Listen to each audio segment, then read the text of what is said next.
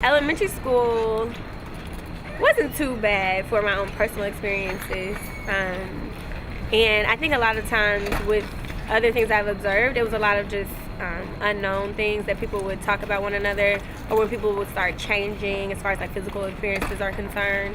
But I would say middle school for me was the worst as far as bullying is concerned, from my own personal experiences as well as what I observed, because that's a lot of times when especially females start to go into puberty and stuff like that, and for some reason it's like taboo, or like, oh, she's like getting breasts, or like, oh, she's getting taller, and girls would be taller than a lot of boys, and it's something that could be talked about.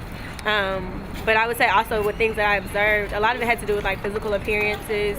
The word ugly was used a lot, and it was unfortunate because it's like, because it was like, it's also like coming at yourself in a way, because a lot of times, especially, it was sexist, so like with boys and girls coming at one another.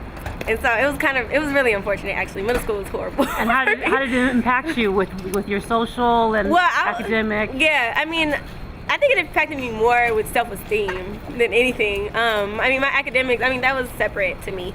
But it was more of a social thing. Like, I still have friends and things, but it's still as far as like those relationships that you have with certain people, because they may hear things, or things are gossiped about how you look, or other things that people like, you know, pick on you for basically, then that affects like your relationships with other people. I'm really excited that Jana Graves is putting this program together, and I'm even more excited to see the results of what can come from this with students and with their involvement, you know, as people with self-esteem, and hopefully for the decrease in bullying within school settings.